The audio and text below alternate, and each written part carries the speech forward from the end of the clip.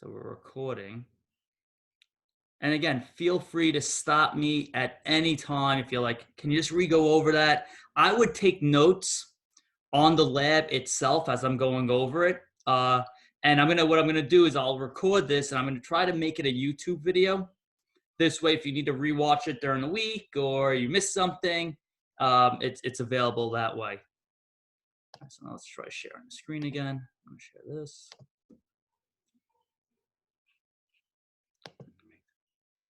All right, can you guys see my screen? Yeah, we can see it. All right, Yeah, perfect. I can see All right, it. so What's happened? 51 Pegasi, we have a new planet. So basically this lab is going to go over how do astronomers discover new planets. And one method, what they look for is what's known as kind of this little wobble in a planet's distance planet star itself. So if I look through here, right, what we're studying are the changing in wavelengths. Okay. Now a wavelength, and I just added a little diagram here, that's part of the electromagnetic spectrum. We got gamma rays, X-rays, ultraviolet, visible light, infrared, and radio waves. The wavelengths are these invisible, basically how these waves travel in space and around Earth. And the wavelength's just the distance between two crests of the wave. Okay, which the crest of the waves are just the top of the waves. Okay, gamma rays have the smallest wavelengths, and radio waves have the longest wavelengths. Okay, so this all comes into play with what we call the Doppler effect. All right, and you've probably heard the Doppler effect before. You haven't noticed, like when a train goes by, as it comes in one direction, the horn, it's making one pitch, and then as it moves past you, it's almost like the sound changes a little bit. And it's not that the sound is actually changing, it's just that the frequency of the waves are being stretched out. So when the train's coming towards you, this wavelengths, they get kind of pinched together, like they become a little shorter. And as the train is moving past you, the wavelengths get stretched out over a further distance.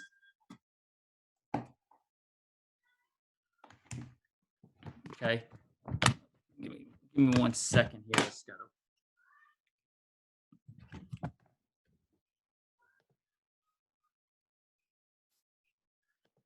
5 people in the waiting room. Can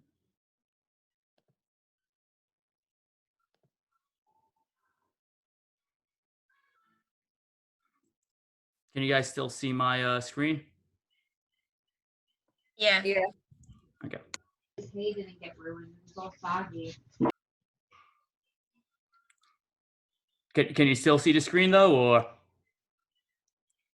Yes, we can. Okay, perfect. I don't know what you're seeing on your end. So I've done this before where I've shared the screen and then nothing's been shared and no one says anything. So basically what we're going to be looking at here is the Doppler effect in activity, or part 1 here. Okay. So the Doppler effect, it's in space. We're basically looking at 2 things: red shift versus blue shift. All right. If we look at B here, B is a blue shift.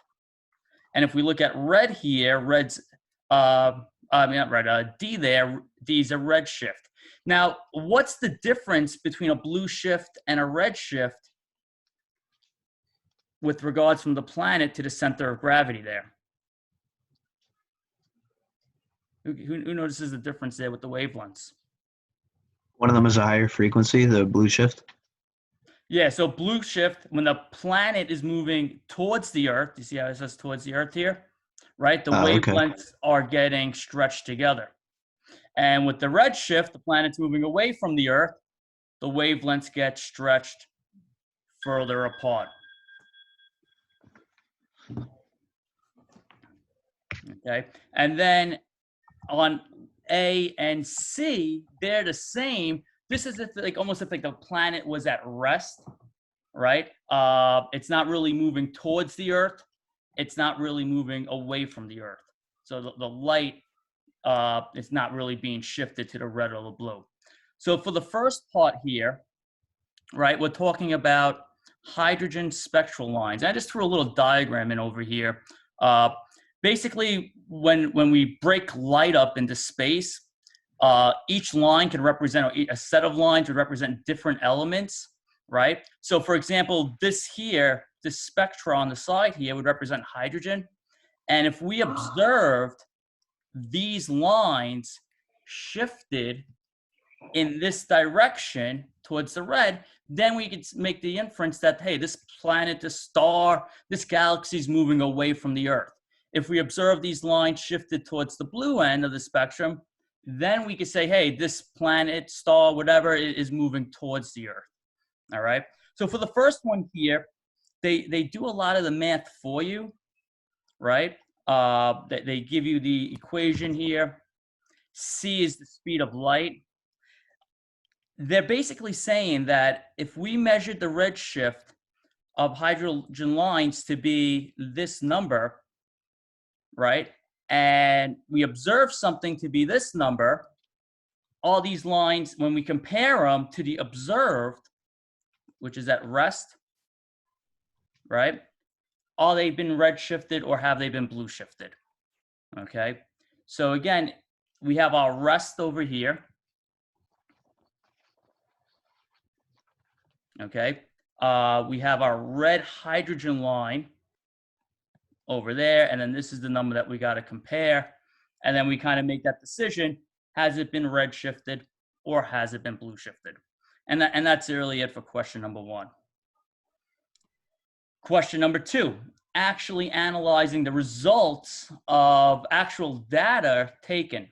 All right, so this graph, very easy to read. Okay.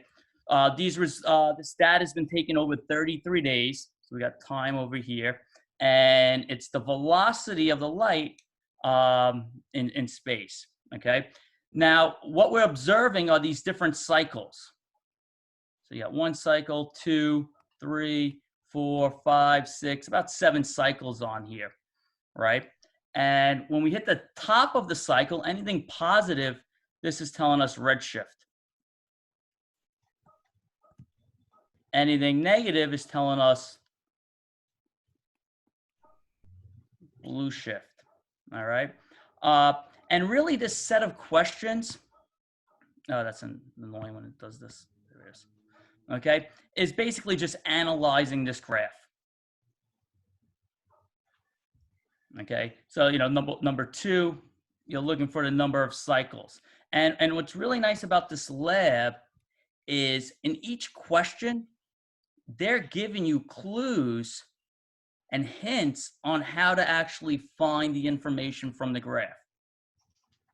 All right. So when you go try this on your own later on, you know, make sure you read through each hint here, and they give you great examples, right?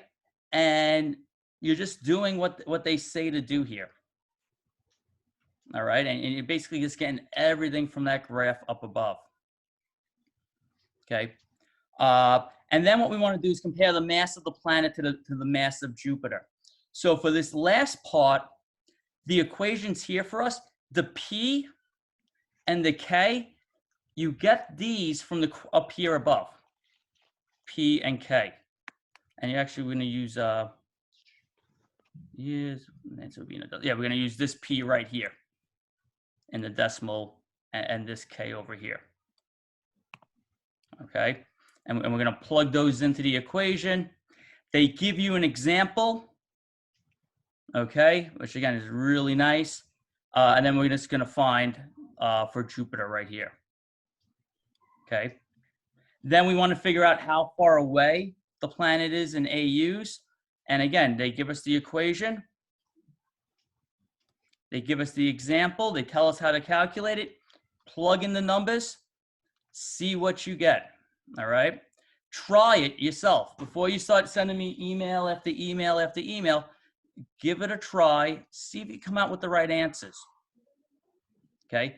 Because in step 3, you're going to look at your percent error here, which we've done in class before. Okay. And the published values are below.